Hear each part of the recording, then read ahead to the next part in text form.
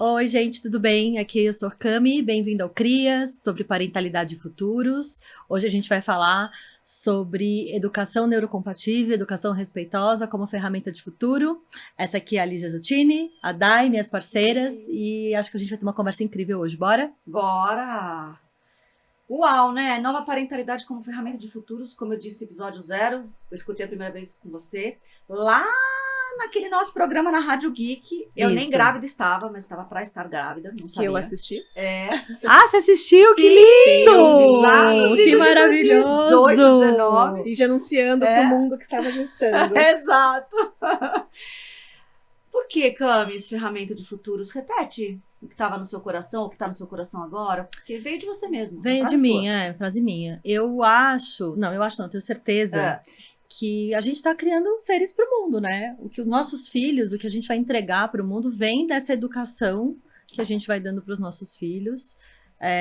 Não dá para a gente querer que ter boas pessoas no mundo se a gente não está educando pessoas boas, né? Então essa dimensão veio muito forte para mim com a maternidade, de entender isso. Não é nunca só sobre a gente, né? É muito sobre esse fio que vai conectando as gerações, né? Transgeracional mesmo. Tem uma cena que eu amo, do filme Avatar, do primeiro, que é uma cena que antes de uma batalha, eles sentam na frente de uma árvore chamada Alma e eles conectam as tranças todas e fazem uma teia. Eu acho essa cena, ela é uma metáfora incrível dessa história toda, né? O que vai acontecer daqui para frente depende da qualidade das pessoas que vão estar aqui para fazer isso acontecer. Perfeito. E aí, neste lugar, o parentar, que eu quero ampliar para a rede toda, ele tem um papel importante. E eu acho que a nossa sociedade não olha para isso. Isso está tudo na conta das mães. Né? O futuros todos que eu acabo olhando, já conto um pouco mais quais são as matrizes, ele está sendo entregue pelas inteligências do feminino, na sua grande maioria mulheres, e esse futuro ele vai trazer essa camada, né, da empatia, da intuição, da gentileza, do cuidado, que são características do feminino e que elas são muito presentes na característica de um maternário, de um parentar com respeito e com cuidados mesmo necessários para esses futuros. Eu acho que, posso fazer uma inferência? Sim. Porque eu acho que a gente foi muito cuidadosa no nome. Eu acho que a ideia era falar de parentalidades e futuros, né? Porque eu acho que isso é importante de frisar, porque parece uma só um detalhe, assim, né? Não é. Né? Porque eu acho que aqui a gente também não tá falando de receita pronta. Né? E eu acho isso importante de dizer, porque este momento em que a gente está começando a falar de parentalidade, de feminilidade, energia feminina, parece que a gente está trazendo aqui um manual de autoajuda ou de uma regra, uma receita pronta. Uma verdade absoluta, né? E tem muitas mulheres mesmo que vão se sentindo um pouco sacrificadas por essas regras, né? Vão ficando muito escravizadas por isso. Então não é sobre isso. Então parentalidades, porque tem muitos formatos, né, possíveis. Né? Não só de família, como de formas de enxergar e fazer. Sim. Né? E futuros também, porque os futuros, aí você vai falar muito melhor do que eu, mas os futuros vão chegando, né, em camadas, né? A gente vive vários cenários ao mesmo tempo, né? É exatamente isso. Acho que eu já posso entrar daí, então, né? Por que a gente traz isso e aí vocês vão trazer a resposta de educação positiva, neurocompatível, esse monte de palavras que talvez você esteja chegando aqui escutando pela primeira vez. Mas segura um pouquinho, assim. Todos os trabalhos que eu faço, e aí depois convido vocês a buscarem os podcasts irmãos, né? Origens, Novos Humanos, Futuros. Na bio aqui, porque tudo isso faz sentido do porquê que eu tô trazendo a minha maternidade como exemplo do que eu acredito sobre futuros saudáveis, conscientes e integrais. Atualmente eu trabalho muito com futuros conscienciais, que são bases de camadas de consciência, né? Tem muitas formas que a gente pode enxergar cartografias de consciência, e principalmente estágios dessas consciências. Por isso que essa maternidade, ela não é só plural, mas ela também é em vários níveis, né? E a gente não pode dizer que a minha tá certa e tentar encaixar a minha na sua, ou a minha na sua, ou a minha, que tem muitos privilégios, em bases aonde a gente sabe que a vulnerabilidade é real. Então, o que eu gosto de trazer como ferramenta de futuros é você que tem muitos privilégios, seja no seu parentar, no seu maternar, no seu processo de criar uma criança, você também tem muitas responsabilidades em ajustar milênios de coisas que vieram uma em cima da outra. Os nossos pais fizeram o melhor que eles podiam e já seguraram neles um montão de coisa. Os nossos avós antes deles e assim foram. Mas eu acho que a gente vem percebendo que nos últimos 2 décadas, mas principalmente um acelerar no último 10, talvez 5 anos, dessas práticas, né? Desse respeito, dessa potência. Se você maternou alguém com respeito, potência e talvez neurocompatibilidade há 30 anos atrás, parabéns, você é um viajante do futuro. Né? Você fez isso, você trouxe o futuro para o presente. Uhum. O que a gente está vendo agora é que tem um empurrar da neurociência, um empurrar das práticas de consciência, um empurrar da vontade de dizer, olha, eu crio criança que é um corpinho físico, um respeito enorme por um corpo emocional que não está lá, e em muitas maternidades que são respeitosas e neurocompatíveis, um corpo energético que aí ninguém toca. A gente tem muitos podcasts que a gente escuta e as pessoas ficam entre corpo físico e corpo emocional, ou seja, o desenvolvimento físico da criança, o desenvolvimento psicoemocional da criança. Uhum. Mas fala pouco, né? Dessa parte energética que une a mãe, os cordões energéticos, os cordões de vida mesmo, entrelaçados, psíquicos entrelaçados. E eu acho que eu gosto de trazer isso como ferramentas de futuros. E eu queria... Todos os futuros... Só um minuto. Todos os futuros que eu trago, hoje em dia, tem a ver com pessoas que... O nível maior de futuro não é quem está em cima, é quem cabe mais. E quem cabe mais tem a ver com pessoas que já entendem o humano como corpo, mente e esse invisível. E aí você pode chamar de alma, de espírito, de energia. Alguns chamam de divino. Dê um nome. Eu gosto de chamar de corpo, mente e alma. A minha filha está sendo educada no corpo físico, no corpo emocional e no corpo espiritual. Está sendo respeitada nessas 3 áreas. E eu imagino que é de vocês também, porque eu escuto vocês conversando e falando do que vocês estão fazendo. Eu queria trazer que eu acho que tem uma discussão interessante nesse tema, que é a coisa do que é respeito. Né? Porque às vezes as pessoas podem olhar e falar assim, mas eu sempre respeitei o meu filho, eu respeitei a família. Maravilhoso. Né? E a gente tá aqui falando de uma outra, talvez, acho que vale a gente conceituar. Sim, que por é favor, respeito, claro. né? É uma camada diferente. Porque a gente tinha uma ideia antigamente de que respeito, por exemplo, né, é aquele pai. Eu já tive essa conversa com muitas pessoas, né? Meu filho sempre me respeitou. Eu olhava para ele, né, já sabia que aquilo não era legal. E aí na minha visão, acho que a gente compartilha essa visão, isso não é respeito, isso é um pouco de medo, né? Um pouco não. Eu sou essa pessoa, delicada. Então eu sei bem. A coisa, então assim, eu acho que tem uma nova dimensão de falar de respeito, como também o que é que delimita o campo de cada um, né? Quando você entender qual é a capacidade de desenvolvimento e de compreensão que aquele ser tem para você poder fazer essa relação com ele, né? E aí a neurociência, a Dai vai falar muito melhor que eu, se desenvolveu muito nos últimos anos, né, e trouxe percepções do que é o humano e de como é o desenvolvimento neuropsicológico que a gente não tinha, sei lá, 10 anos atrás, talvez 7, sei lá. Sim. Né? Então, quando a gente... Hoje, eu acho que é uma novidade, para mim foi uma novidade entender que até os 25 anos o cérebro ainda não tá maduro. Perfeito. Suas executivas não fecharam até isso. Exatamente. Então, assim, respeitar as possibilidades e capacidades desse corpo é fundamental. E isso, definitivamente, a nossa cultura fez muito pouco, por N motivos, e um deles é porque não entendia que o desenvolvimento ia até tão pra frente, assim, na vida, né? A gente fica discutindo se pode votar, dirigir com 16, tipo, se o cérebro não tá pronto até 25, sei lá, né? Que precisa de autorregulação para dirigir, a gente tem que tomar esse cuidado, não né? Temos muito polêmicas!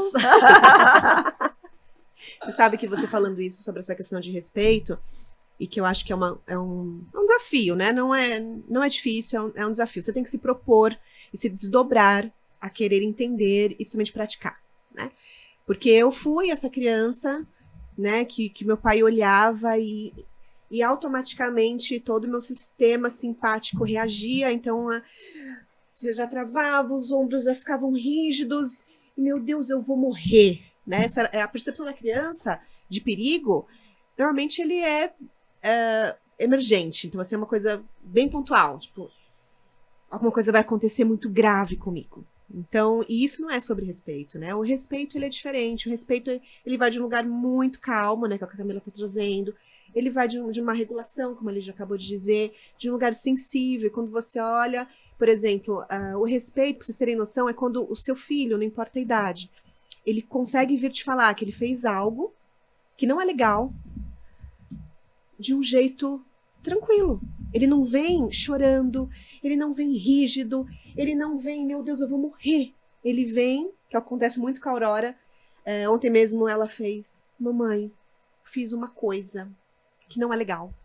Eu falei, o que aconteceu? Eu quebrei um negócio seu. Eu falei, que negócio? Vem aqui que eu vou te mostrar. Era um vidrinho e ela olhou, olhou pra mim e falou, me desculpa. Eu falei, te desculpa. Ela, mas tá tudo bem, né? Eu falei, tá tudo bem, porque acontece. Não foi algo que ela, né, atirou, e ainda que tivesse atirado, por que uma criança reage assim?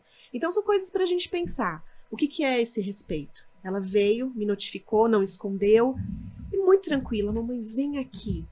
E ela mesmo veio contar, eu acho que respeita sobre isso, não é, Camila? Eu acho. Você quis trazer um exemplo bem prático, não, né? eu acho maravilhoso, porque eu tenho me emocionado com uma coisa, a gente vai falar sobre isso, nossas filhas estudam escola Waldorf, né? Sim. E eu tava na reunião essa semana da escola e eu falei isso pra professora, acho que eu verbalizei pela primeira vez essa frase que eu tô gestando há muito tempo, que é assim, como eu me emociono quando eu vou na escola e os rituais e as coisas, do jeito como elas são apresentadas ali, porque esse jeito fala muito com a minha forma de ver o mundo, mas assim, eu me emociono com a possibilidade de dar uma educação para minha filha que ela possa ser ela mesma. Perfeito. Isso me emociona muito, porque eu venho de uma educação tradicional onde eu acho que pouco pude ser eu, né? Eu fiquei o tempo todo sendo educada para caber. E eu não sou uma pessoa muito tradicional na minha essência, né? Acho que eu tenho essa coisa da artista, né? Eu sou essa pessoa. Então, para mim, isso sempre foi muito duro mesmo, assim. Eu tenho muitas questões com isso, né? Então, poder oferecer para minha filha essa educação onde ela pode ser ela, me emociona profundamente, sabe? E isso é um respeito, né? Porque muitas vezes ela é muito diferente de mim. E é muito difícil para mim lidar com essa diferença, com desejos que ela tem que vão muito contra a minha expectativa de mãe ou meu sonho de maternagem, mas que por ter essa consciência e por fazer todo esse trabalho e tal, eu consigo, na medida do possível, óbvio, né, também dou minhas escorregadas. Sim, né? todas nós. É que eu acho importante porque eu tenho uma questão, né? Às vezes eu tô ouvindo esses podcasts, ouvindo as outras. E essas mães muito perfeitas vão me dando um pouco de raiva, desculpa. Mas me dá. Porque assim, né, gente, é isso. É um negócio tão difícil. Pra mim, pelo menos, é tão difícil. Muito difícil. Né? Que assim, não dá pra ser. Mas eu acho tão potente o que você tá trazendo agora, de realmente colocar aqui na mesa que tem dificuldades, tem desafios e tudo mais, porque de fato as pessoas podem estar ouvindo e vendo a gente falando, nossa, educação respeitosa, neurocompatível. Eu não tenho elas nada nunca disso. gritam, elas nunca ficam bravas. Ficamos, gente, assim, 90% da minha maternidade é respeitosa, neurocompatível, mas quando eu tô cansada demais, quando eu trabalhei demais, quando eu tô no meu período pré-menstrual, que eu deveria estar pra dentro sozinha e eu tenho que maternar, todas essas coisas levam a gente a um lugar de repetir padrões, né? E todo o nosso repertório, né? De repetir os padrões que estão dentro. Eu nitidamente tenho eu sou a pessoa dos balõezinhos, né? De imagem. Eu nitidamente tenho momentos que eu tô olhando pra Amora e eu tô assim lá dentro do meu arquivo, assim.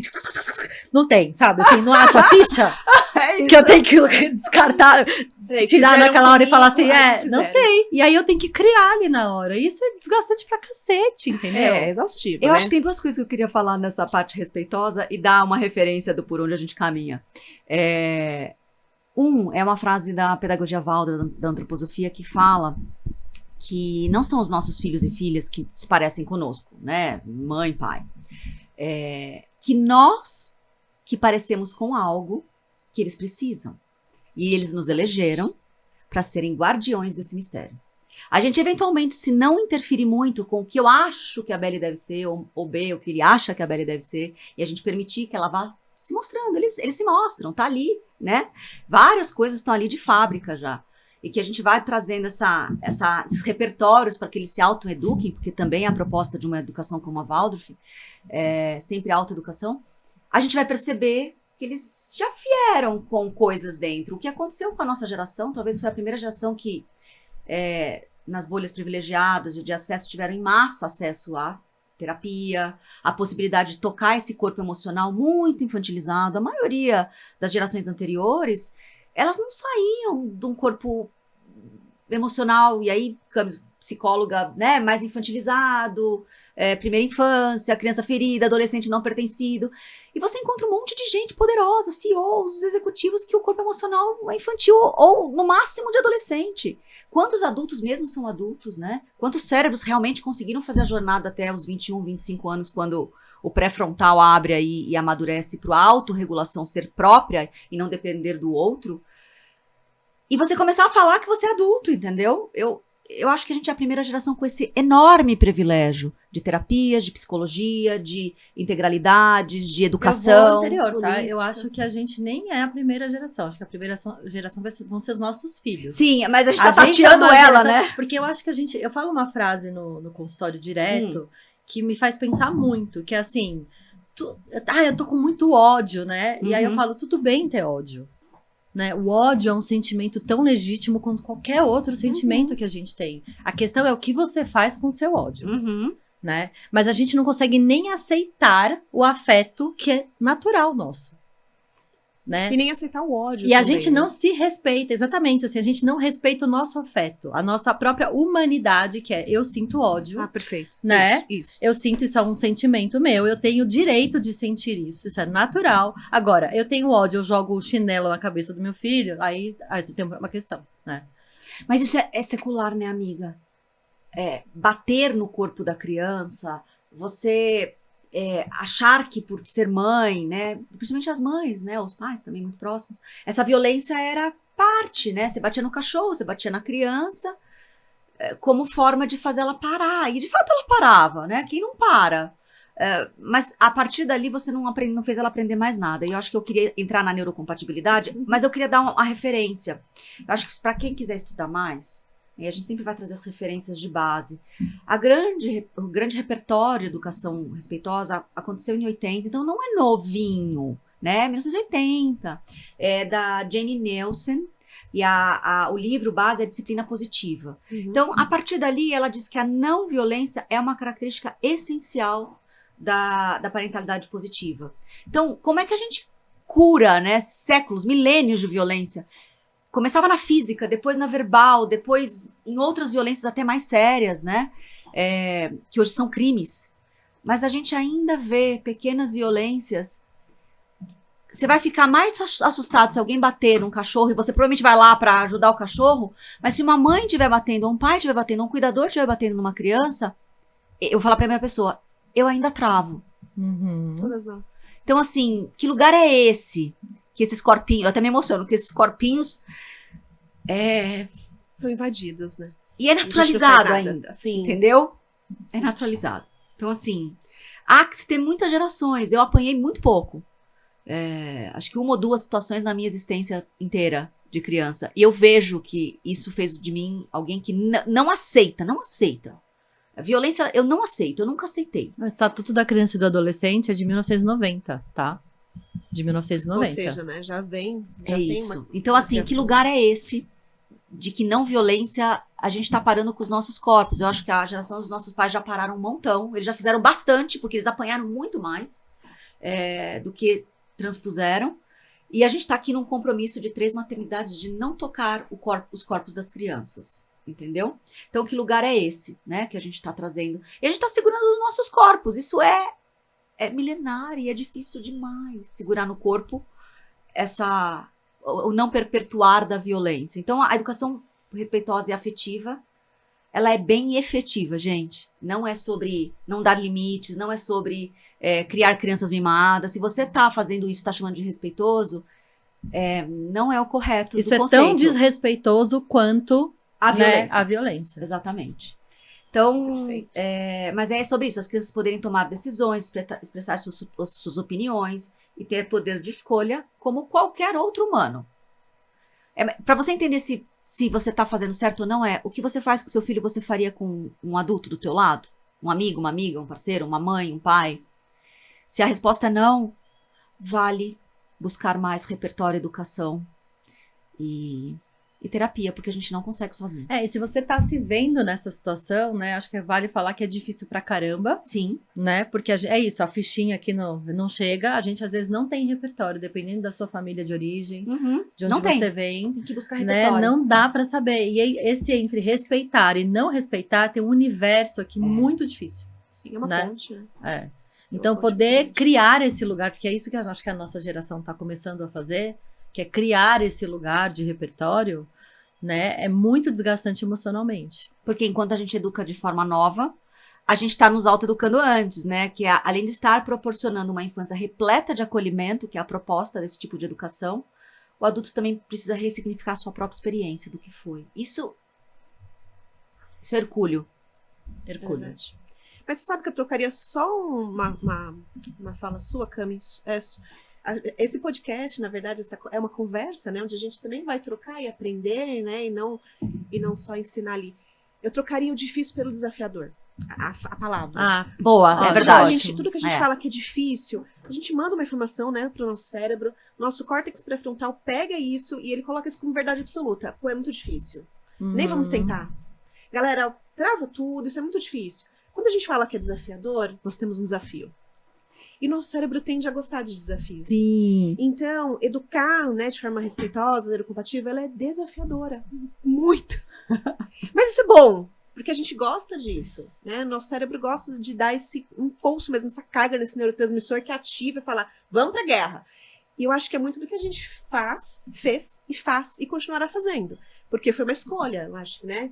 Tanto de cada uma de nós, dentro da sua história, que não viveu a neurocompatibilidade, eu não vivi, tá? Como criança, eu não tive acesso. Meu corpo emocional, físico ou psíquico não viveu isso. Então, por isso que é muito desafiador, porque a hora você tem na sua estrutura de memória física, né? O corpo tem memória. Você tem a memória de que dá um tapa, né? Ou então simplesmente falar, cala a boca! Eu já falei! Você tem isso no seu corpo. Então, quando acontece alguma coisa, é automático de você querer explodir. O seu corpo vem implodindo. E na hora você tem que falar, não é sobre isso. Né?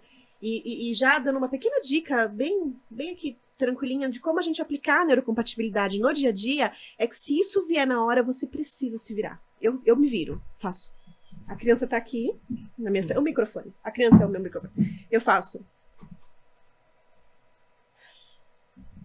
Filha, não é assim. Às vezes é um respirar. Às vezes é sair correndo pro banheiro, no quarto, entendeu? Pode. Às vezes precisa de mais do que só se virar. Não, às vezes é que comigo, dependendo da situação, eu preciso só fazer esse movimento. Ou então dar um passo para trás, né?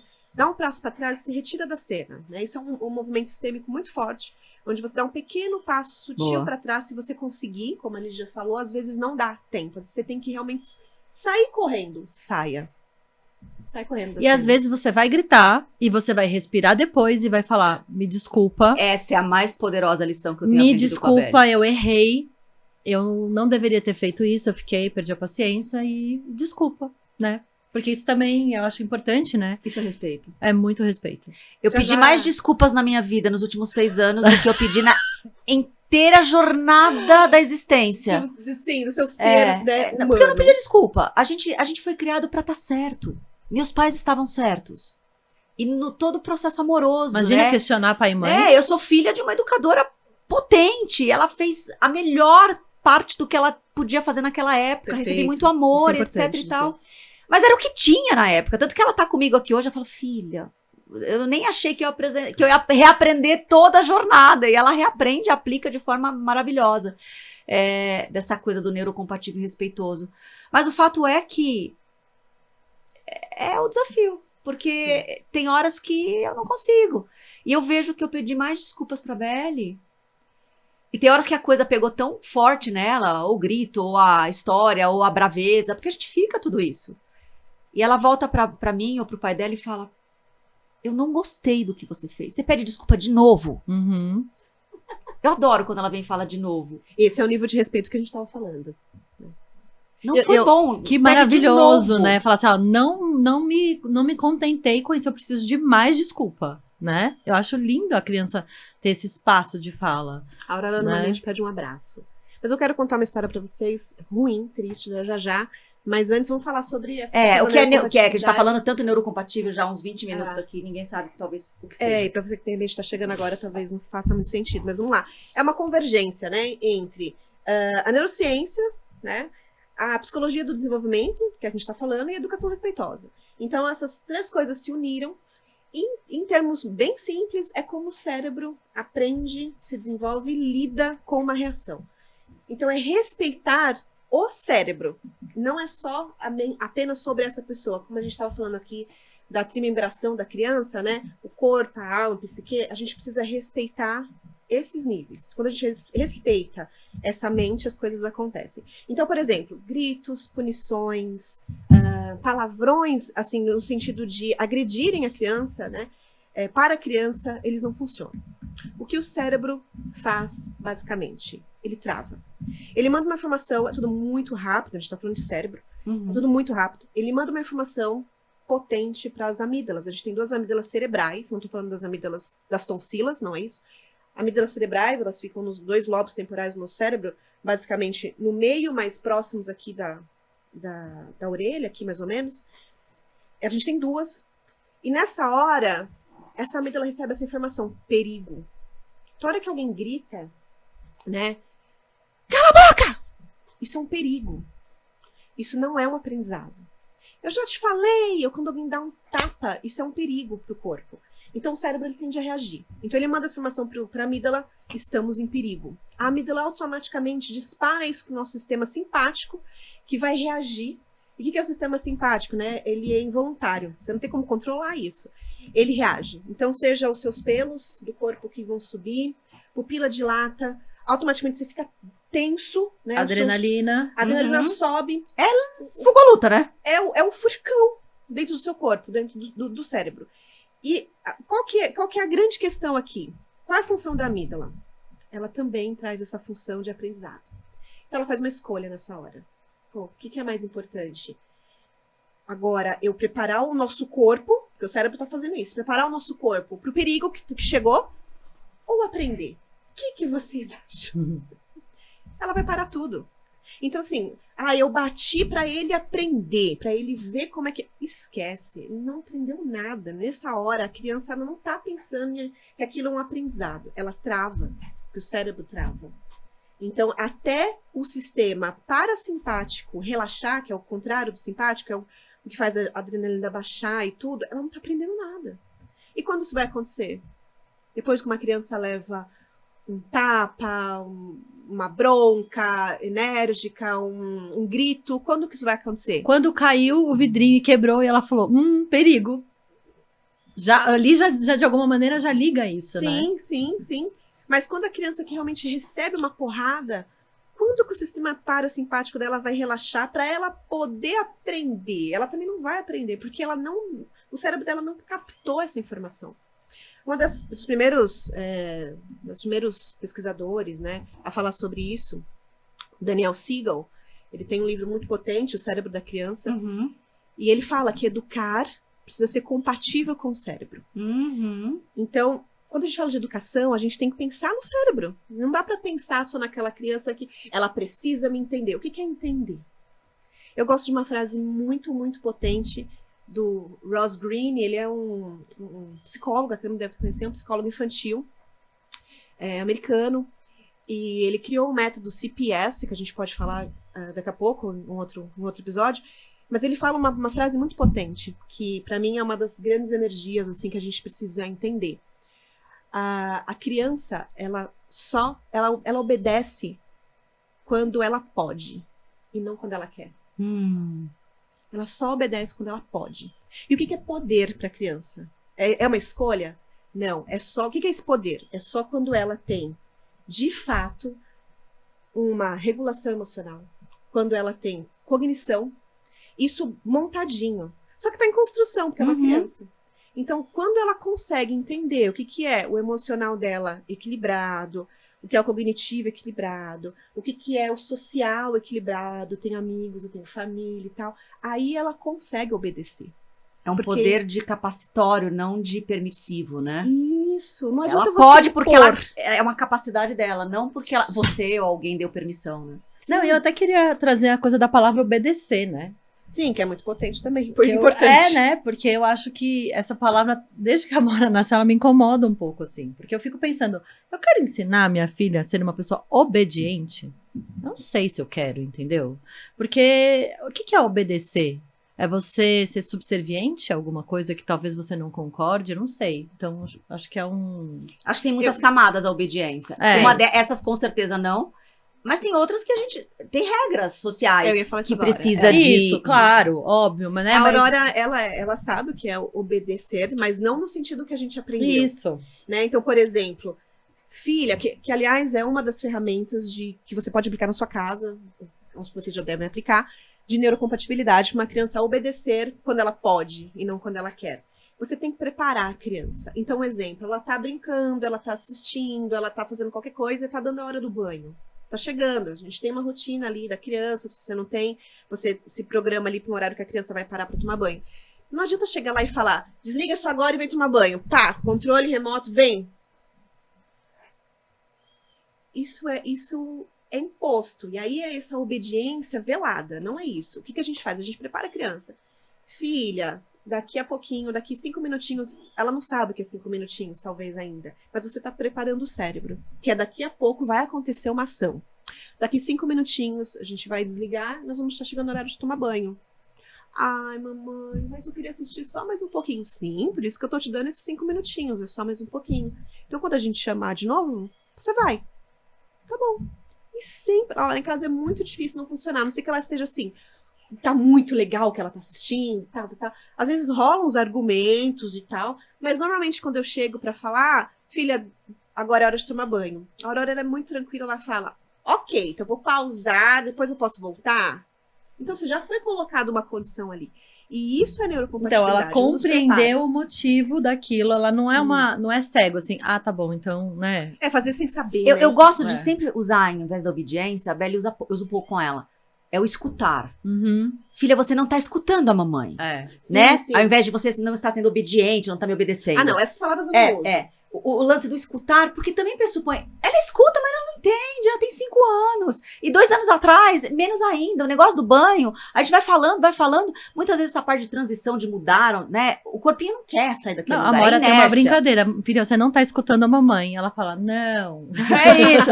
Muitas vezes, assim, o escutar tem a ver com pegar o corpinho do ser e ajudá-lo a fazer um movimento. Ajudar a transição, com certeza. Eu queria só dar um passo para trás, e trazer uma das coisas que quando... Você me trouxe neurocompatível, e eu fui estudar, né?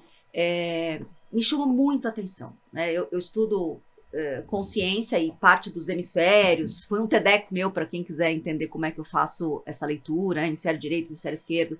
E aí eles me trouxeram, dentro desse respeito cerebral que você trouxe maravilhosamente bem, uma informação que fica comigo. E acho que ajuda a destravar quem é cabeção e gosta de coisas de informação científica.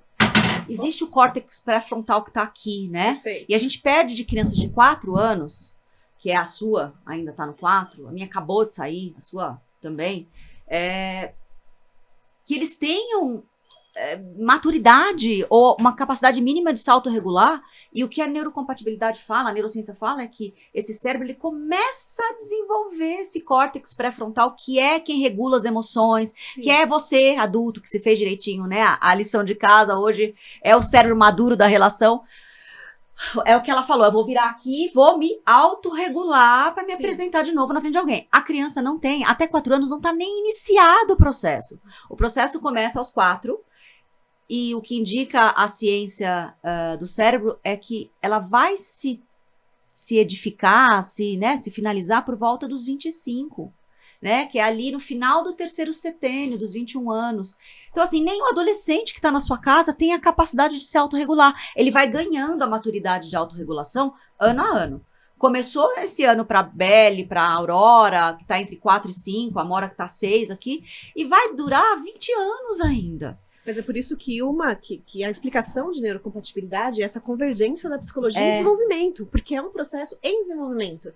Então, assim, não dá para exigir nada. A gente vai realmente pegando na mãozinha mesmo.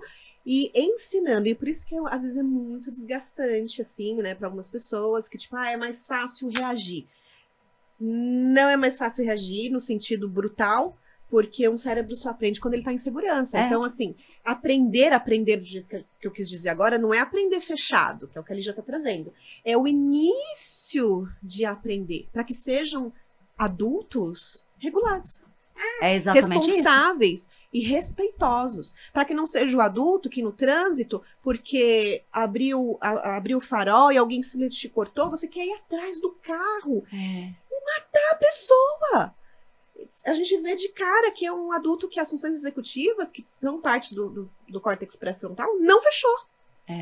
O cérebro não é maduro. Não, eu acho importante falar que o nosso cérebro funciona assim porque tem muitos anos de seleção natural que precisou fazer o cérebro, né? Selecionou esses cérebros como bons cérebros para a existência, né? Um bebezinho lá no meio da floresta que não chora, ou que dorme a noite inteira, ele tá em perigo, né? O nenenzinho que chora, né? Que dorme a noite inteira. Então, assim, o neném que chora o tempo todo, ele também, de alguma maneira, deixa a mãe acordada para afastar o predador. Então, assim, tem uma história aí, né, de seleção natural que vai validando essa escolha existencial, né?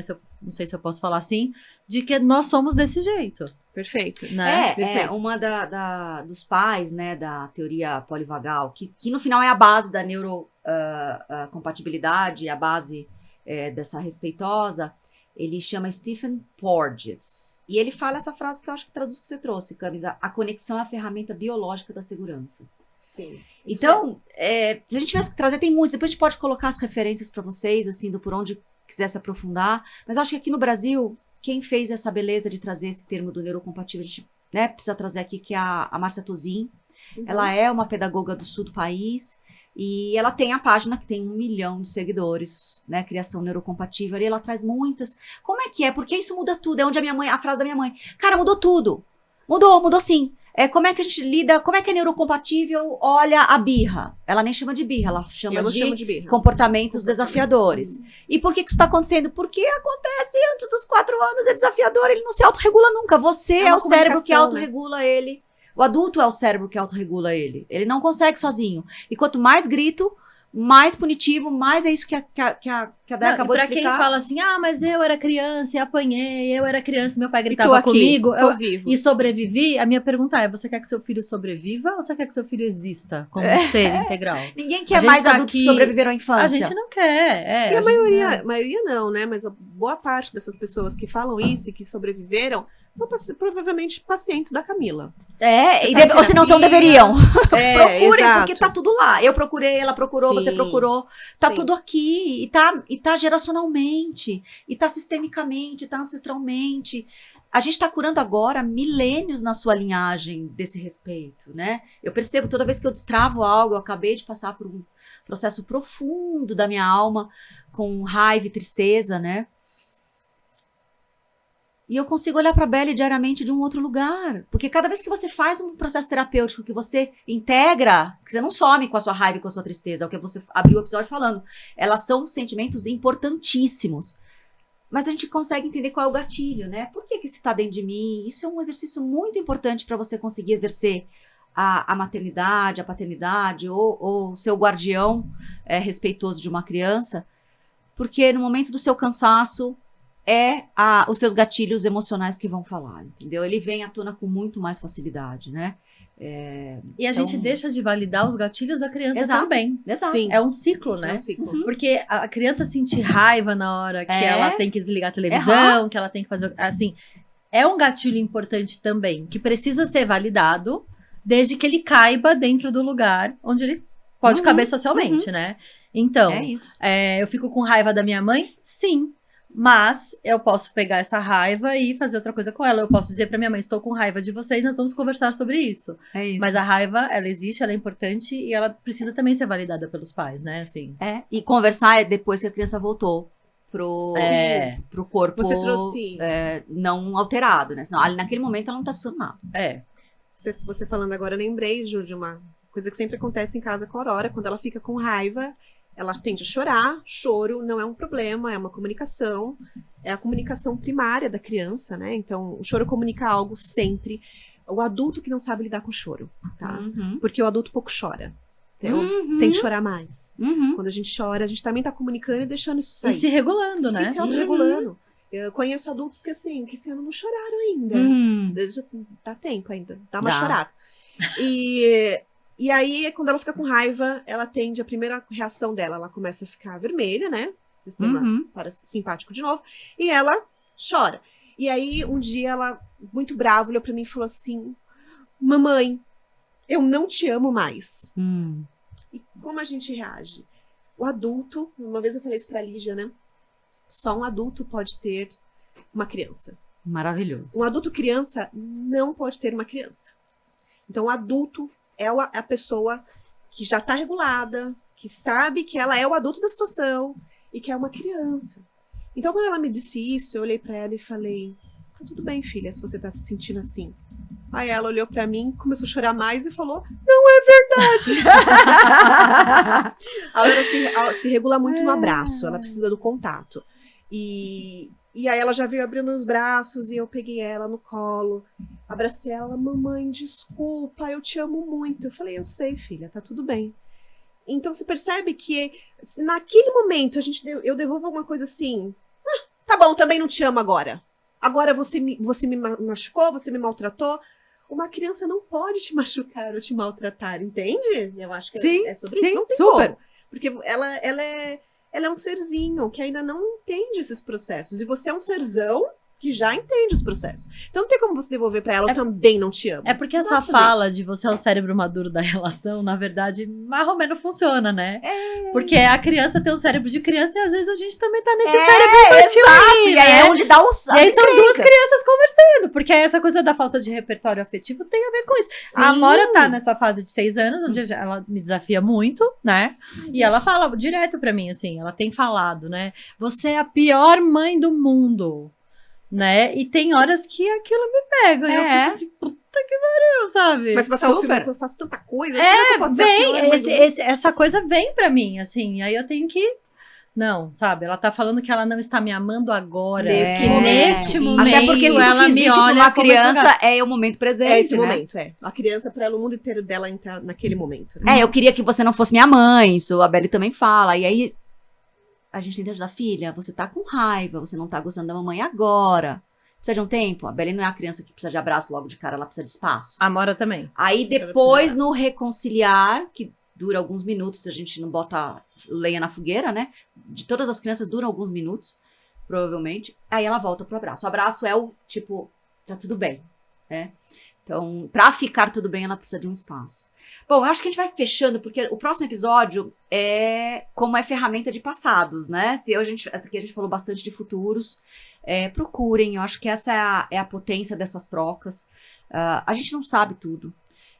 Tem muito universo. A neurociência começou a nadar, né, nessas muitas possibilidades, né? Eu tenho amigos neurocientistas que falam que tudo é neuro alguma coisa agora. Neuroarquitetura,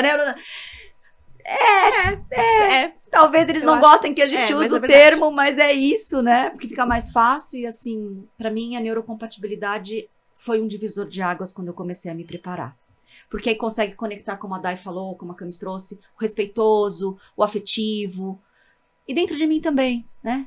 Que partes minhas precisam ser resgatadas toda vez que a gente fala sobre isso. Acho que pode ficar pro próximo episódio. E no próximo episódio eu conto a história que eu queria contar, que é triste, mas tem tudo a ver com o nosso próximo tema. Segura. To be continued. Sim.